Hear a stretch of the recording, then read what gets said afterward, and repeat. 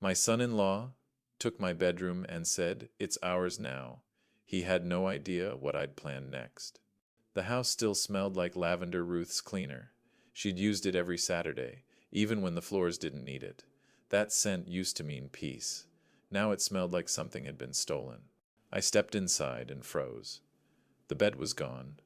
The rug. The photo of Ruth and me leaned against the wall like trash, waiting for pickup. Damon stood there, golf pullover, hands in pockets, already rehearsed. "Relax, Walt," he said. "We're modernizing. Primary's ours now, guest room's fine for you. This is my home." He smiled like a salesman. "And our future nursery. Don't be sentimental." Behind him, Lila's voice barely carried. "Dad, it's temporary." "Temporary," I said. "Like respect?" She looked down. Damon clapped a worker's shoulder. "Swiss coffee on the walls, very Hamptons." Oh, that's when I realized my daughter hadn't just married a man. She'd signed a partner in erasure. I guess 99% of you will hear this. Sigh and scroll past, not clicking like or subscribe, even if it only takes a second. What time is it for you, and where are you listening? The house still smelled like Lavender Ruth's cleaner. She used it every Saturday, even when the floors didn't need it. That scent used to mean peace. Today, it smelled like something was missing. I'd been gone less than an hour. Starbucks, Grande Pike, splash of half and half, the same order I've made every morning for 5 years. The light through the blinds hit the floorboards, and for the first time in decades I saw them bare. The rug was gone. The bed was gone. Only the imprint of where it used to be, like a ghost's outline, remained. My wedding photo leaned against the wall, crooked, like someone had moved it out of their way. It looked more like an item awaiting appraisal than a memory. And then came his voice. "Damon! My son-in-law!" Golf pullover, confident smile, hands in pockets like he'd already practiced this in the mirror. "Damon, we're modernizing, Walt. It's better flow. Primary becomes ours, guest room is fine for you." Me. "This is my home." He smiled like he was trying to sell me something I already owned. "Damon. And our future nursery. Don't be, sentimental." Behind him, my daughter Lila stood near the door, eyes down, shoulders tight. "Leela.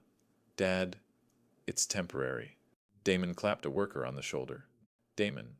Swiss coffee on the walls. Very Hamptons." That's what he said. Very Hamptons. He'd just taken the room where my wife and I built a lifetime and turned it into a design concept.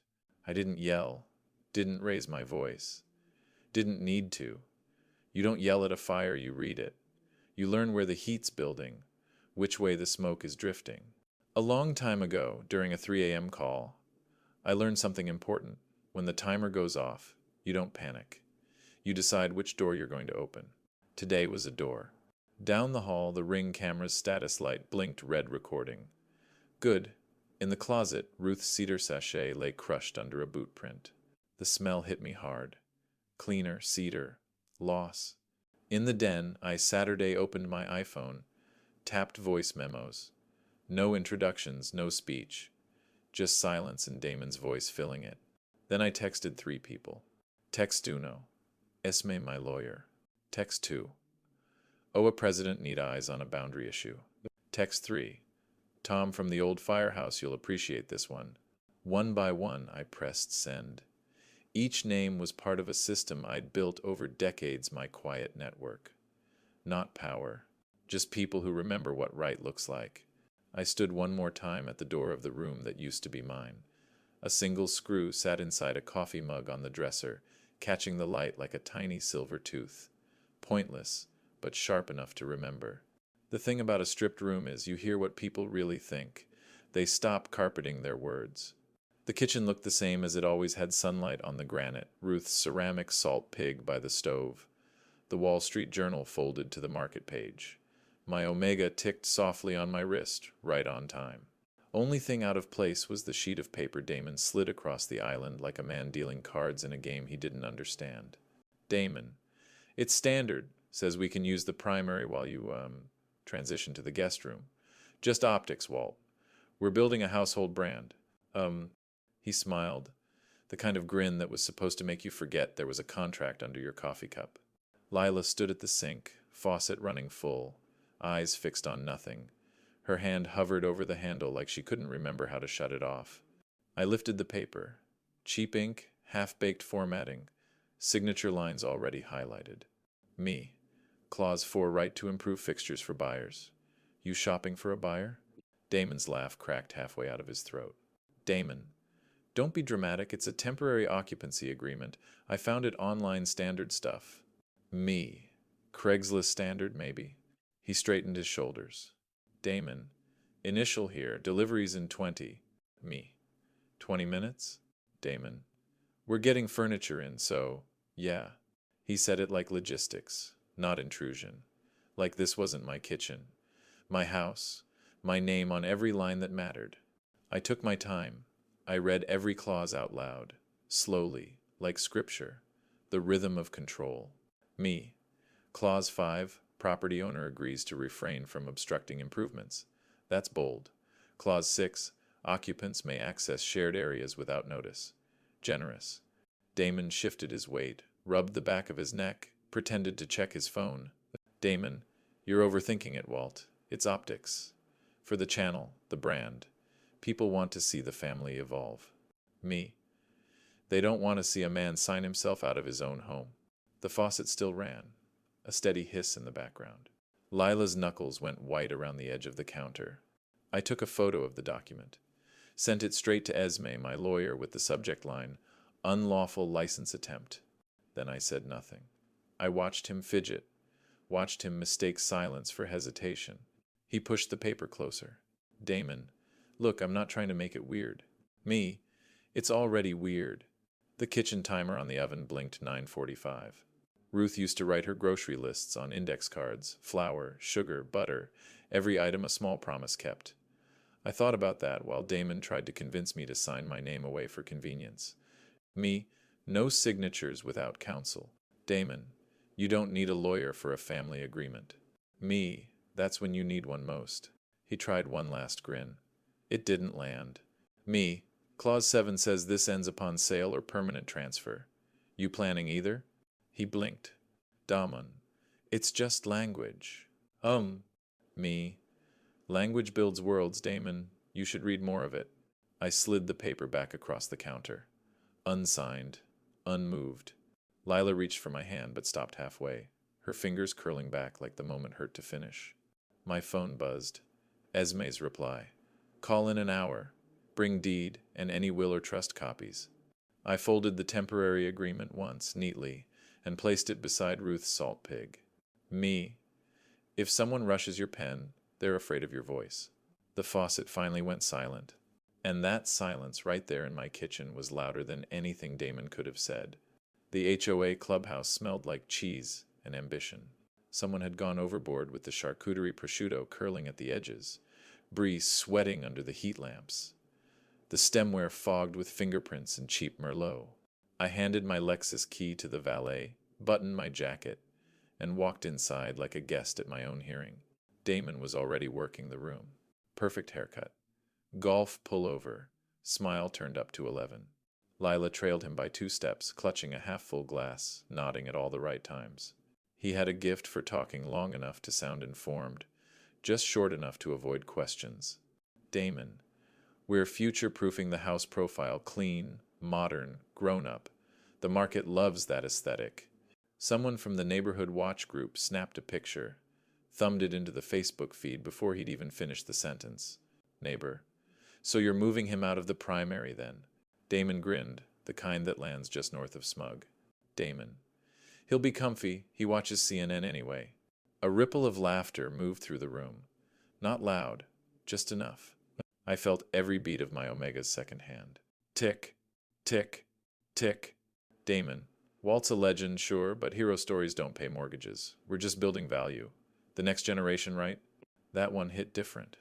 It wasn't just words. It was an erasure, said with a smile. A few heads turned my way, sympathetic, awkward. One man coughed into his napkin. Lila laughed a second too late. You could hear the crack in it. The air changed. Brittle now.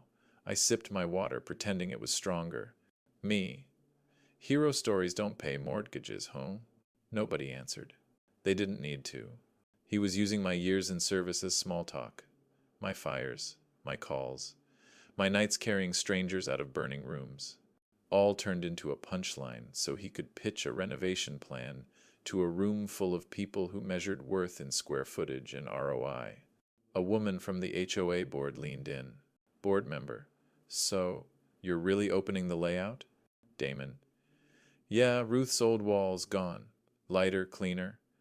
Makes the space feel, what's the word, babe? Lila whispered it. Lila. Aspirational. They both smiled. That word stuck in my throat like smoke. There's a sound a firefighter never forgets, the faint beep of a smoke alarm with a dying battery. Once you hear it, you can't unhear it. That was Damon's voice tonight. Polished, persistent, wrong. I finished one cracker. One. Enough to look polite. Then I stepped into the hallway. Cooler air. Quieter. My phone buzzed notifications from Neighborhood Watch. There it was. Walt's a legend, but hero stories don't pay mortgages. Time-stamped. Shared. Public now. I texted Esme, adding witnesses. Then I stood there, looking through the clubhouse glass at a man who thought charm was power and laughter was insulation. Lila caught my eye through the crowd. Her smile faltered. Just for a second, long enough to tell me she knew. Me.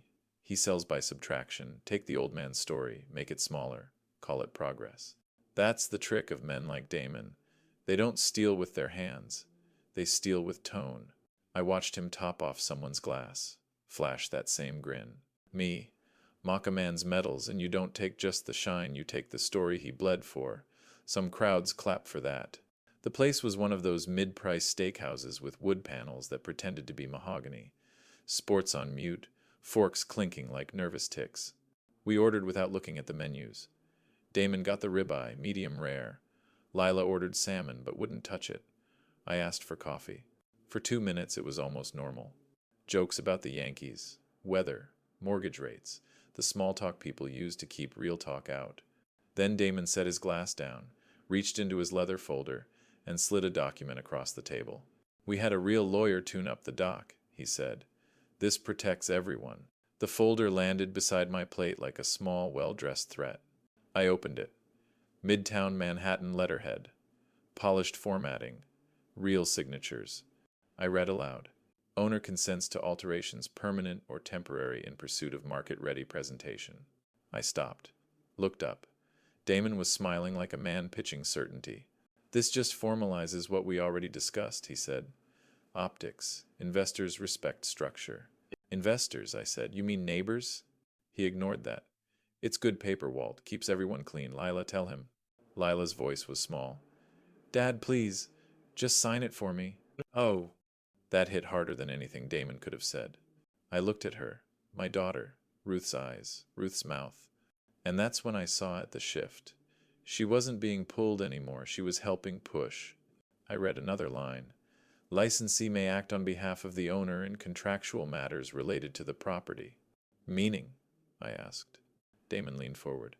Meaning efficiency. We can get things done without bothering you every 5 minutes. You've earned the right to relax. Relax, I repeated. That's what you call it. He shrugged. You've got to let the next generation take the wheel. I took a slow sip of coffee. Let the silence grow teeth. Lila reached across the table, her hand trembling. Dad, please, it's not a big deal. I set the cup down. Then you won't mind if I read it again. Damon sighed, folded his napkin, placed it on the table like he was done performing patience. You're making this harder than it has to be. Oak. Harder, I said, is better than stupid. He looked at me for a long time, then smiled that polite smile again. We'll remember this. Good, I said. So will I. The silverware hit the plates sharp, final. The kind of sound that makes waiters glance over.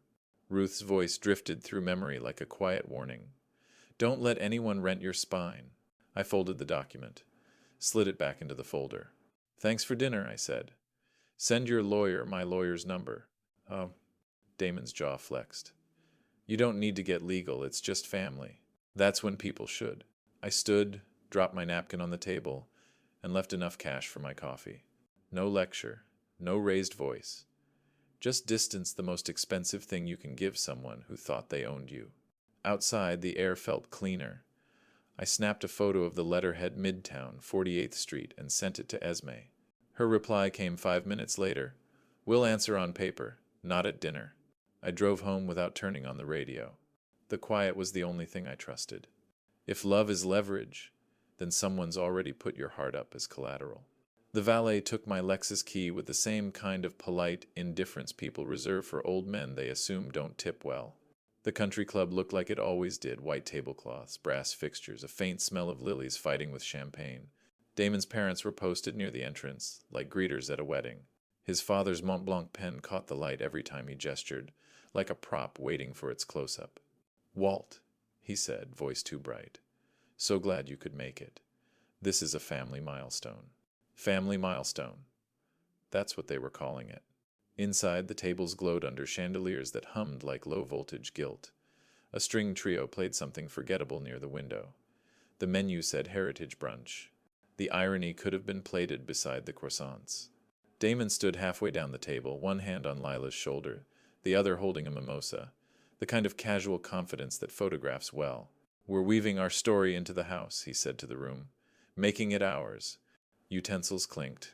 Heads nodded. A woman in pearls leaned toward him. "And Walt's fine with the guest room?" Damon didn't flinch. "He said he wants us to have the space we need." The air went thin. Every eye turned to me. I didn't say that. No anger. No theatrics. Just a correction. But it hit the room like a dropped glass. The trio missed a note. A fork paused midair. Someone's laugh died half-born. Lila's face tightened, half embarrassment, half alarm. Damon's smile didn't move, but his eyes flicked like a man searching for the fire exit. I folded my napkin, laid it across the table, and let silence finish the sentence for me. His mother tried to patch the moment. "We're just so proud of how close everyone is." She nudged a pastry platter toward me, as if carbs could absorb truth. "Proximity isn't the same as closeness," I said, then took a sip of water. The realtor at the end of the table, tan, efficient, already networking, leaned in toward Damon. "When do you want the pre-listing photos?" She meant to whisper. Didn't quite make it. Lila blinked, froze, then looked down. Damon chuckled, soft but hollow. "You know agents," he said. "Always planning ahead." I caught the realtor's business card when she tried to slide it discreetly under a napkin. It was embossed, clean, white, too new to belong in this story yet. "Pre-listing," I repeated. Didn't realize there was a listing. The table smiled, its collective smile, the one people use when pretending they didn't hear what they did. Damon cleared his throat. "Just possibilities, Walt. We all have to think long-term." I looked at him, then at Lila. She couldn't look back. A memory surfaced morning roll call at the station. The sound of every name answered. Here, one by one, solid, dependable. You knew who had your back. I hadn't said here in a while. Today, I decided I would. "This is still my house," I said. "Not a possibility." The waiter arrived just then with fresh pastries, like the universe had sent a commercial break. Damon's mother smiled too widely, thanking him for keeping the energy light. The energy was anything but. I stayed through coffee. Let them chatter about remodels and markets and influencer plans. Every word was a receipt, every glance a record. When the bill came, I signed my own name clearly, just mine, and stood. If they need a stage, fine. Some lessons only land under chandeliers. The elevator climbed slow, humming like an old heartbeat. My reflection in the glass wall looked older than I felt, sharper though, more finished. Esme's office was all glass and stillness. Midtown noise sirens, brakes, horns muted behind the pane like another world trying to get in. The conference table was cool under my palms. She slid the old folder across to me, the one with Ruth's name typed neatly on the tab. "You ready?" "I've been ready since they started redecorating my marriage," I said. Esme smiled just enough. "Then let's finish it." She opened the draft trust Ruth and I had written years ago. The bones were there, clear, plain, solid. Title stays in my name until death, then passes to the Hayes Fire Service Scholarship Trust. Bank of America as trustee. No backdoors, no family transitions. "We'll tighten a few things," she said. "Add a behavior covenant. No forced occupancy changes, no public denigration of your service. Violations divert distributions to the scholarship fund. Ruth would like the sound of that, I said. Esme nodded. You'll retain life occupancy exclusive, unconditional, and we'll file a homestead memorandum with the county clerk today. She pulled a fresh sheet from the printer and began typing. The keys clacked steady. Law at work, turning air into armor. When she finished, she turned the document toward me. Clause 9. In terrorem provision, any coercion, fraud, or harassment to alter this property's use triggers forfeiture until restitution and public respect are documented to trustee satisfaction. I read it twice. Respect, I said. You actually put that word in there? She smiled again. You asked for plain language. I signed. Her assistant notarized. She slid a Mont Blanc from her jacket, one of those pens lawyers use when ink needs to sound final. I used it. She tapped the stack neatly, squared the corners. Certified copies to Bank of America, HOA Chair, and Damon's Counsel. You'll receive the PDFs in 5 minutes.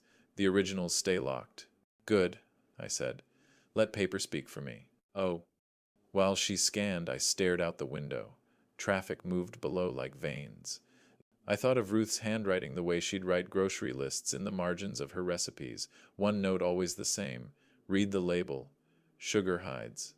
I'd read the label on my own family, finally. The sweetness had fine print. Esme returned with a thin envelope and a flash drive. There's one more thing. She opened a separate folder labeled Notice of Conditions. If they stage another public event, you can read this aloud. It summarizes the terms in plain English. No legalese. It reminds witnesses that occupancy and respect are conditions, not courtesies. Like a fire code, I said. Exactly. You post the rules before the sparks.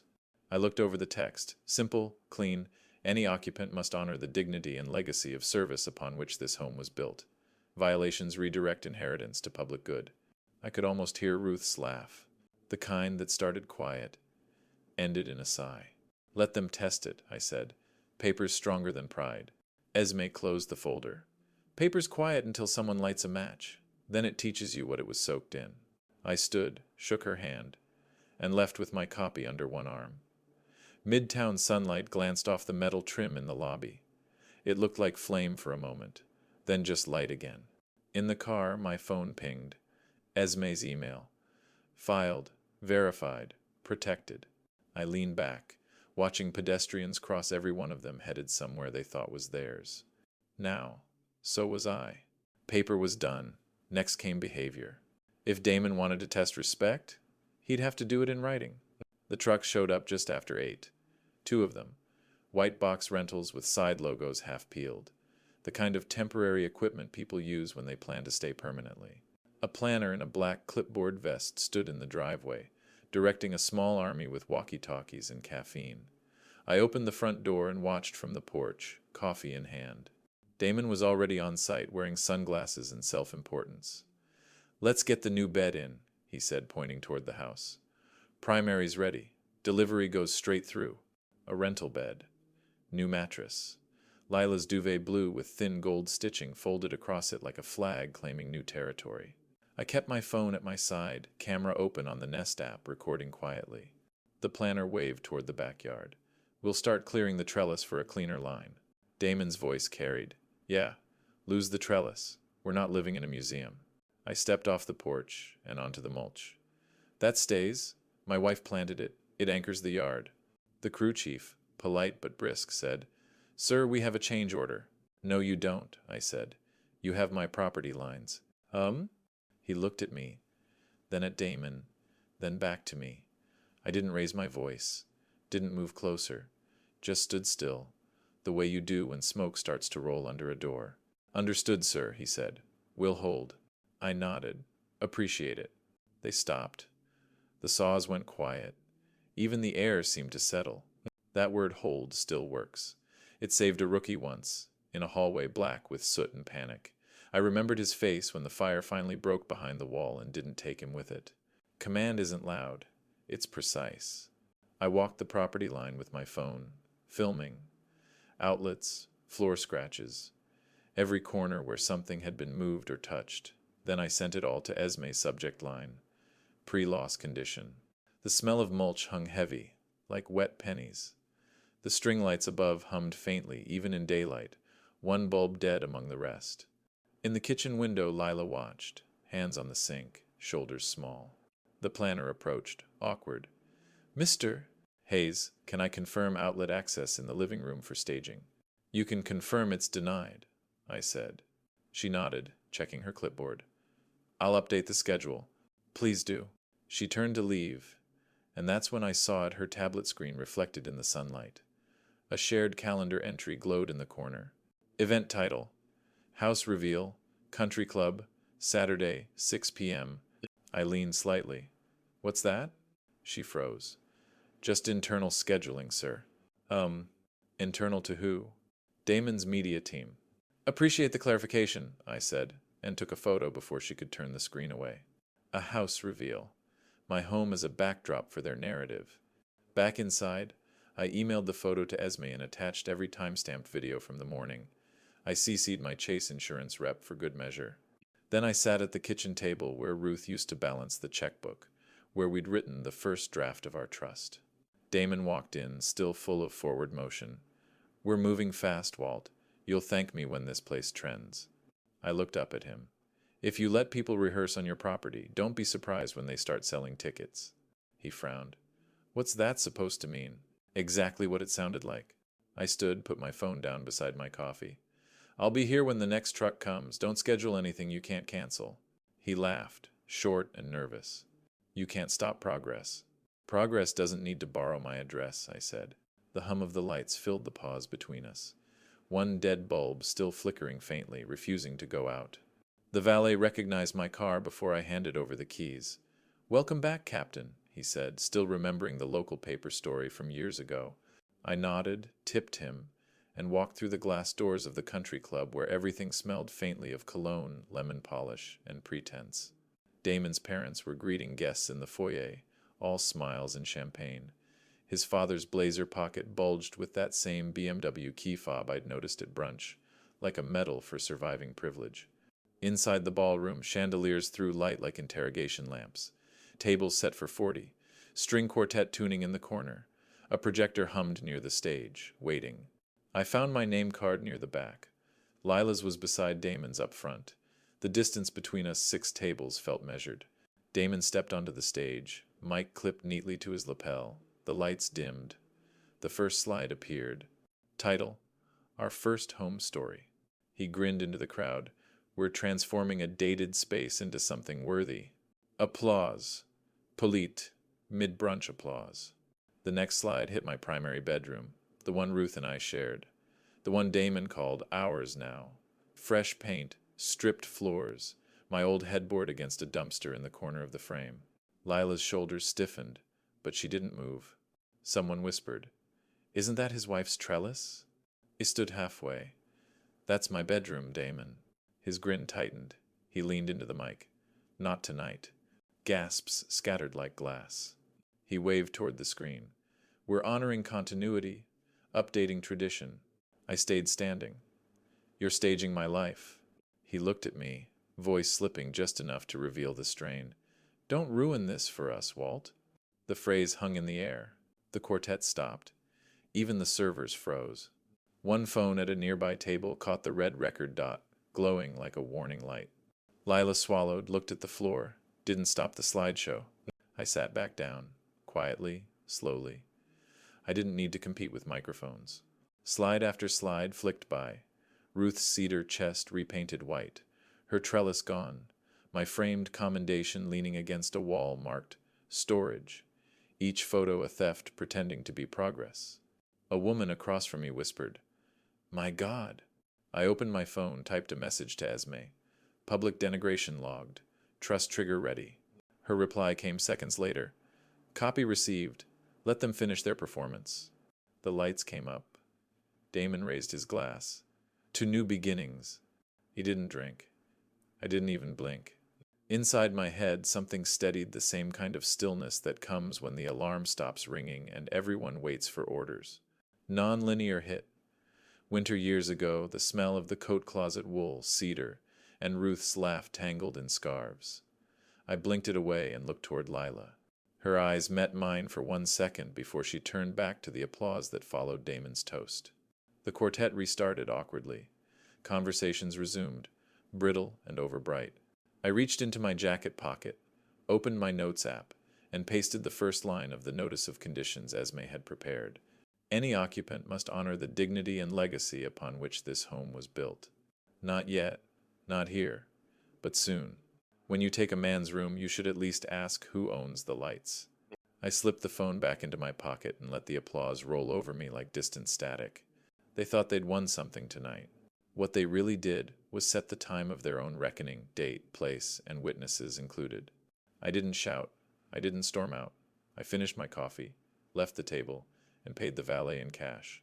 If they wanted a reveal, they'd get one, just not the kind they rehearsed. The morning light came through the blinds soft and even, the kind of light that makes everything look cleaner than it really is. The house smelled faintly of paint and someone else's coffee. I shaved, put on a clean shirt, and wound my Omega until the second hand ticked steady metronome pace, the sound of order. At 10:02 a.m. I opened the front door. The air had that suburban hum lawn cruise, a distant blower, 2 flags flicking in the same rhythm across the street. I stepped onto the porch with a manila folder under my arm and a clear sleeve in my hand. Damon's BMW was already in the driveway. He must have been waiting, rehearsing. Lila followed a step behind him, hair unbrushed, her eyes darting between us like someone stuck between languages. I taped the sleeve to the front door. "We'll do this properly," I said. Damon tilted his head, half grin, half grimace. "Walt, come on. You're not serving papers to your own family." I didn't answer him. I opened the folder, unfolded the single page, and began to read. "This is a notice of conditions under the Hayes Family Trust. I retain sole occupancy of the primary bedroom for life. Any attempt to coerce or denigrate my service triggers forfeiture." The words were clean, deliberate. Each one landed like a slow hammer. Damon raised both hands, chuckling. "Whoa, Walt, let's not get legal. We're already there." Lila whispered, "Damon, please." Across the street, a woman walking her golden retriever slowed, tugged gently on the leash, and stopped. I kept reading. "All vendor access is rescinded until further notice. Contractors or decorators without written authorization will be considered trespassers under state statute." The mail truck passed, engine low and steady. The mailman lifted a hand without knowing what he was waving at. Damon's voice cracked the quiet. "We already told people we're in the primary." I looked up. "Thank you," I said. He blinked. "For what?" "For saying that loud enough." The ring camera above the door blinked blue, the little light recording every word. He stepped forward. "You think you can scare me with paperwork? You can't write us out of the family, Walt." "I didn't," I said. "You volunteered." For a second, he didn't understand. Then he did. Lila looked at the ground. Her voice was thin. "Dad, maybe we should just step back for now." He turned toward her, eyes sharp. "You're not taking his side." I'm taking a breath," she said, which was the first honest sentence I'd heard from her in months. The neighbor across the street pretended to pick up after her dog but didn't move. The air carried sound to every porch within 50 yards.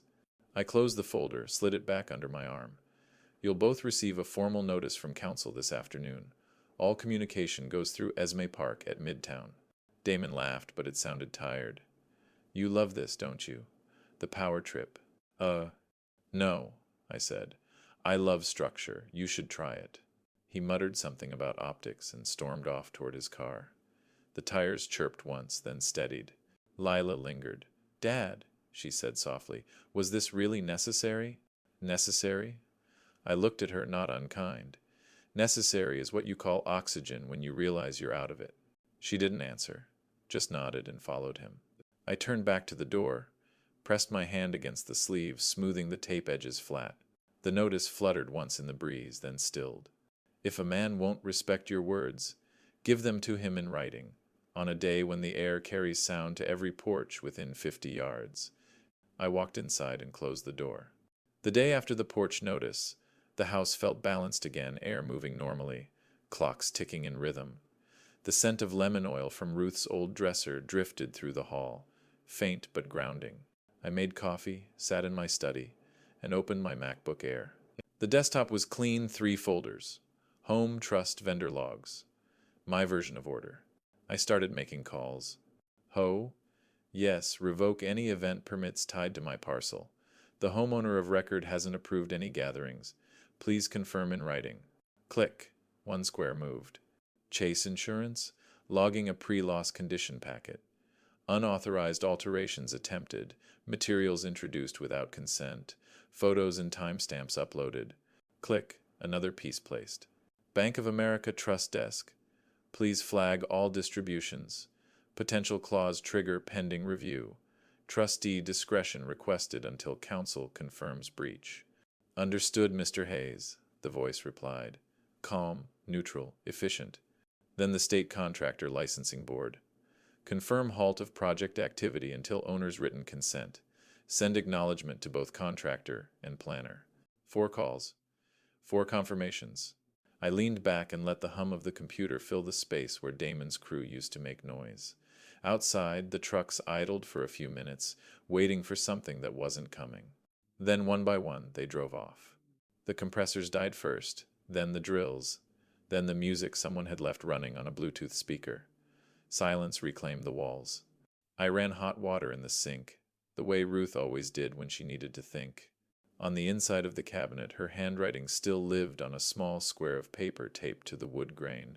When you're angry, do dishes. I let the water run. Plates clicked against each other. My pulse slowed. When I returned to the study, the inbox was already filling. Subject: event permit suspended. From OA Chair to all parties involved, all approvals related to the Hayes property are suspended per the owner's notice. I smiled faintly. Predictable. Damon's reply came 2 minutes later, reckless and CC'd to everyone. From Damon Lewis. He's overreacting. This was supposed to be collaborative. I didn't reply. No need. His words had already joined the paper trail. Then another email. From Esme. Trustee hold confirmed.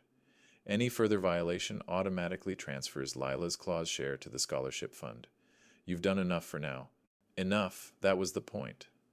I wasn't punishing, I was enforcing norms. By noon, the locksmith arrived. Middle-aged man, polite, smelling faintly of WD-40. Privacy hardware, not full change-out? He asked. Privacy only, I said. This isn't a siege. He nodded. 20 minutes later, the new lock clicked quietly into place on the primary bedroom door.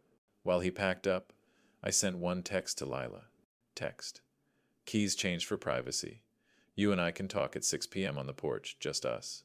No accusations, no threats, just time and place. By 3 o'clock, the house was still enough that I could hear the tick of the Omega across the room. That was Ruth's rhythm, steady, patient, earned. Outside, the street was normal again. A delivery truck passed. Kids on bikes. Birds cutting across the front yard where the trellis still stood, untouched. Inside, the air had changed. No arguments, no footsteps that didn't belong. Just quiet. Funny how loud quiet gets when the compressors go silent and the only thing left running is your own heartbeat doing its job. I guess 99% of you will hear this. Sigh and scroll past, not clicking like or subscribe. Even if it only takes a second, what time is it for you? And where are you listening? She came right on time. 6 o'clock sharp. No car idling, no heels on pavement, no Dior bag swinging like a flag of apology. Just a gray sweater, and the kind of posture that says someone's been practicing courage in a mirror. The air smelled like cut grass and hose water. Across the street, sprinklers hissed to life right on schedule. The neighbors' wind chimes started to talk, soft and uneven, like they didn't want to interrupt. Lila stopped at the bottom of the porch steps. Dad? Come up. She did, slow, both hands in her pockets. I didn't know he was going to make it public, she said, the slideshow. I told him it was too much. I nodded once. And you stayed anyway. She winced. Dad, Damon just moves. If you don't move with him, you get left. Left where? She stared at her shoes. Behind. Behind, I said, is where your mother planted roses. The sentence hung there for a while. She didn't look up. Then quieter. I know he pushed too far, but we were building something. You don't get momentum like that twice. Momentum, I repeated. You mean the thing that knocks other people over while you're still pretending it's progress? She bit her lip. I'll talk to him. No, I said. You'll talk to them publicly, where you let it happen. Her head came up. You want me to embarrass my husband? I want you to correct a record. You can choose your tone. Silence. The chimes caught another gust. Lila sat on the porch rail, the same spot where she used to dangle her legs as a kid counting fireflies. For a second I saw that child again, the one who used to ask if firefighters ever got scared. I told her yes, and that's why we practiced. She looked away. You've already talked to everyone, haven't you? Hoa truste, insurer, licensing board. Of course you did. I let the sentence land and stay there. I didn't want it to come to this, she said, but I thought maybe if I kept things calm. Calm isn't peace, I said. Calm's what people call it when they've stopped caring enough to argue. She rubbed her hands together. What do you want from me? 3 things. She straightened, wary. 1, I said, you'll speak at the HOA open mic next month. Clarify what's yours to change and what isn't. 2, you'll stay at your place for 2 weeks. Space helps truth grow. 3, if you still want my door open later, we'll talk about counseling. All of us or none of us? She stared. Are you disowning me? No, I'm disowning the way we've been pretending. Her phone buzzed. Damon's name lit the screen. She flipped it face down on the porch railing without reading it. For a long minute, neither of us spoke. The sun dropped lower, the light going amber through the trees. Dad, she said finally, I didn't mean for it to go this far. I know. I just didn't stop it. I nodded. That's usually how it happens. She stood, brushing her hands on her jeans. Okay, I'll do it. Good. She hesitated, then stepped closer, close enough that I could smell her shampoo, something clean and nervous. Do you even believe me? I believe you're trying to decide who you are when no one's watching, I said. She blinked hard, nodded once, then walked down the steps. The wind chime started again. A mason jar memory surfaced Ruth's hands sealing tomatoes, the soft pop of the lid, commitment made, held and earned. I wanted that sound again, but not for cheap. She left with a list and a deadline, which is the only kind of hope I trust anymore. The envelope hit the kitchen table like it wanted to be noticed. Heavy paper, embossed return address from a midtown law office that thought too highly of itself. Damon's father's firm. I didn't open it right away. I poured coffee instead. Old grounds, second brew, still strong enough to do the job. When I finally unfolded the letter, the phrasing was exactly what I expected, 3 paragraphs of polished condescension. Our client intends to contest any abusive trust provisions designed to alienate family members or interfere with rightful occupancy. In other words, bluff. I called Esme. She answered on the second ring. Read it to me, she said. I did. Silence. Then, we answer once, never twice. An hour later, her reply hit my inbox short, cold, surgical. Conditional bequests with behavioral triggers are well established under state law. Evidence includes audio, video, and witness statements. Any further contact should be directed to the trustee. She CC'd the Bank of America Trust Desk, the HOA board, and me. That was all it took. By afternoon, I had 3 confirmation pings. The trustee froze discretionary distributions until issues of compliance were resolved. The HOA shared an informational memo titled Owner's Rights Under Deeded Occupancy Trusts, Subtle, Educational, Public. No shouting, no courtroom, just documentation moving through proper channels. At 3:15, Lila texted me a screenshot of another message, this time from Damon's father. He's embarrassing you. I typed back, paper doesn't embarrass. It clarifies. 5 minutes later, Esme called again. One more update, she said. A contact at the sponsor side sent me this. She forwarded the message. Damon's lifestyle collaboration with a home goods brand was on hold. Their PR team wanted distance until optics stabilize. I didn't need to reply. The universe already had. Then came the smaller aftershock. The BMW lease co-signer Damon's father emailed the dealership asking to review updated financials. Someone in finance leaked the note to a mutual acquaintance, and by evening, half the neighborhood knew that Damon might soon be driving something less German. Power built on borrowed lines always shows its seams when the wind changes. That night I sat back at the table and looked around. Same table Ruth and I bought from a local carpenter 27 years ago. It wasn't fancy, but it had held more real decisions than any boardroom I'd ever seen. The scent of coffee still hung in the air. Not fresh, not bitter, just steady. At 7:30, Esme sent one more message. OA wants you to consider addressing the next community night to explain how the trust works. It might help others draw boundaries. Entirely your call. I stared at the screen. A public stage. My least favorite place and the most effective one. I closed the laptop. Damon's name would be in whispers by now, filtered through the same people who'd once clapped at his modernizing speech. Whispers travel fast in communities built on lawns and loans. For the first time in weeks, the house didn't feel like a hostage situation. It felt like a boundary firm, notarized and respected. The sound that closed the day wasn't anger or victory. It was the soft click of a file folder sliding into the right cabinet. Some fights end not with a bang, but with the sound of paper being filed exactly where it belongs. It started online, where most modern wars end up. The neighborhood watch thread had gone quiet after the trust memo, but that morning it woke up. Someone posted, "Saw Walt Hayes reading something official on his porch last week. Grace under fire." Replies followed. "Good man. Always was. Guy ran into burning buildings and they tried to take his bedroom." And then one from a name I didn't expect, our HOA chair. "Decency's not outdated. Come to open mic night if you've got something to say." By 6 that evening, the hall was half full. Folding chairs in rows, floor smelling faintly of polish and old coffee. A kid sat in the corner doing homework, earbuds in, tapping his pencil. The meeting started with the pledge, a few notes about lawn care, and then the chair said, "We'll open the floor." Leela stood. Her hands shook, but her voice held. "I'd like to speak." A few heads turned, some curious, some bracing for drama. She walked up, took the mic. Damon stood near the back, hands in his pockets, face unreadable. "I let a story run that wasn't true," she began. "I said or let others say that the house was ours. It's my father's.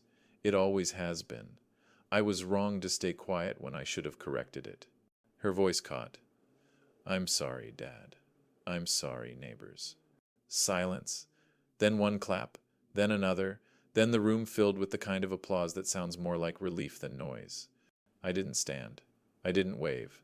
I just sat and let her finish unrescued. Damon shifted, jaw tight. He leaned toward a man beside him and muttered something. The man didn't answer. Damon's eyes darted around. No allies here. He slipped out before the clapping ended. The double doors whispered shut behind him.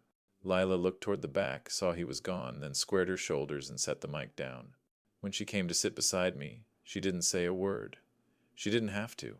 An older neighbor, Tom, retired postal worker, hands like sandpaper, reached across and squeezed my arm. "Captain," he said quietly, "we've got your back." That was all. Someone started packing up chairs. The kid in the corner zipped his backpack, earbuds still in, and gave me a little nod like he'd just learned something without realizing it. Outside, the air was cool and damp. Porch lights blinked on, one by one down the block, yellow and forgiving. I drove home slow, no music. Lila followed in her own car. Later that night, she showed me her phone. Damon's text glowed on the screen. "Pick me or him." She didn't reply. The next morning, the HOA chair called. "We'd like you to give a short talk next week, something about dignity and property. You up for it?" I said yes. After the call, I sat on the porch with a mug of black coffee. The neighborhood was quiet except for the hum of sprinklers and a far-off lawnmower. I thought about the firehouse tours, the school kids who used to stare wide-eyed at the truck. I'd always told them the same thing. Bravery isn't loud. It's consistent. Tonight proved that. Sometimes a room full of folding chairs feels more like a cathedral than any place with stained glass. Invitations started circulating online before they hit the mailboxes. A legacy and lifestyle collab cocktail at the country club, Damon's attempt to retake the narrative. There was a banner mock-up, a hashtag, even a sponsor logo. It looked more like a real estate seminar than a family event. Lila forwarded the invite with one line. "He's doing it again." "I know," I replied. "That's why I'm going." So did Esme. So did the trustee. If Damon wanted a stage, we'd use it. The terrace smelled of citrus polish and money trying too hard. The sun was setting behind glass panels, catching reflections off champagne flutes. Damon's portable banner, his Instagram handle, printed 6 inches high, flapped faintly in the breeze. A photographer adjusted her flash. "We'll get a shot with the family legacy board after Damon's remarks." Of course we would. He took the mic, smile wide, voice prepped for a highlight reel. "Every family faces challenges," he said. "What matters is forward energy, momentum, collaboration, vision." His words echoed across the terrace. A few polite claps followed, the kind you give a guest speaker at Rotary when you're checking your watch. He looked toward me. My presence was supposed to validate the story. I smiled back, small, measured. When the photographer called, "Let's get a shot with the family legacy board," Damon motioned toward me. "Come on, Walt. Let's show everyone how we bridge generations." I stepped forward, folder in hand. "I brought the legacy," I said. He blinked. "Excuse me?" I tapped the folder. "You've been using the word freely. Thought we'd anchor it to something real." The photographer froze mid-adjustment. From the corner of the terrace, Esme said softly, "At your pace." Beside her, the trustee adjusted his cufflinks. "We'll confirm facts if asked." I could feel the eyes turning. Even the bartender slowed his pour. I set the folder on the podium. "This is the original trust my wife and I created. It defines what this house, this so-called legacy, actually means. It names the scholarship, the occupancy, the boundaries. Every person here should know none of this was ever up for sale." A few heads nodded. One woman whispered to another. Damon tried to laugh. "Walt, this is a party. Let's not—" "No," I said evenly. "This is your party. I'm just clarifying the sponsorship." He stiffened. I looked to the small cluster of familiar faces, neighbors, the local paper's reporter standing near the door, her phone already recording. I've spent a lifetime teaching rookies that when you walk into a fire, you don't add heat, you create structure. This, I gestured around the terrace, is heat. Pretty, but empty. Structure is what holds when the smoke clears. Someone near the back murmured, "He's right." Damon glanced around, realizing the applause wasn't forming. Esme handed me a small envelope. "Copies for the record," she said quietly. I tucked them under the folder. "We'll file properly in the morning." The club manager stepped up to the mic, clearing his throat. "We'll open the floor for brief remarks, if anyone else would like to speak." He nodded. "Thank you." Damon smiled again, brittle this time, misunderstanding the tone completely. He thought the manager was helping him. He didn't notice the trustee move closer to the podium, or Esme speaking quietly with the reporter. The champagne flute stopped clinking.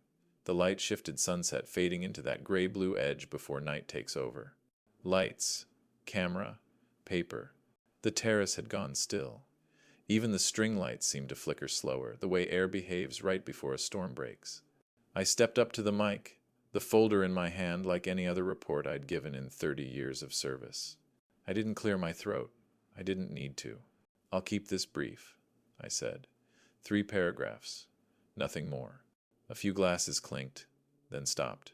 "This is the Hayes Family Trust, dated April 16th, 2012. Paragraph 4.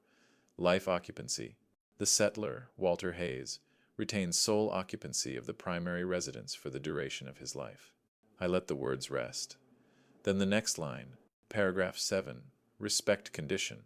Any public act of coercion, mockery, or denigration of the settler's service constitutes a forfeiture event under the trust. A man near the bar whispered something. Someone else shushed him. Paragraph 9, charitable diversion clause. Upon any forfeiture, affected distributions are redirected to the Hayes Fire Scholarship Fund for dependents of active or fallen firefighters. I looked up. In plain English, that means the money helps people who run toward heat, not away from it. "Oh?" A few nods. Then I said, "You've all heard stories. Let's confirm one." From my pocket, I took out my phone and pressed play. 10 seconds. Damon's voice. "We're modernizing, Walt. It's better flow. Primary becomes ours. Guest room is fine for you." The sound carried just far enough. The words were clear, ordinary, damning. I stopped it before anyone could look away. "We don't take what isn't ours," I said, "and we don't lie about it later." The trust repeats that in plain English. Damon's face drained. He half rose from his seat. "You set me up. he said, voice cracking. I shook my head. You set the stage. Next to me, the trustee spoke evenly, like reading a weather report. Trigger confirmed. As of this moment, all distributions under Mr. and Mrs. Hayes's trust are redirected to the Hayes Fire Scholarship Fund until corrective actions are documented and verified. The murmurs started low. A chair scraped the stone. Someone coughed. Damon's sponsor rep stood, whispered to a colleague, and left quietly through the side door. 2 others followed. At the back, Lila covered her mouth. Her shoulders trembled once, then stayed still. No sobs, just the silent collapse of pretense, the first real grief of her adulthood. Esme stepped to the mic. On behalf of our office, we thank the club for its courtesy. All materials referenced tonight have been previously shared with involved parties and their counsel. She smiled faintly at the manager. Transparency keeps things clean. That was the end of it. No shouting, no scenes, just paper doing what it was written to do.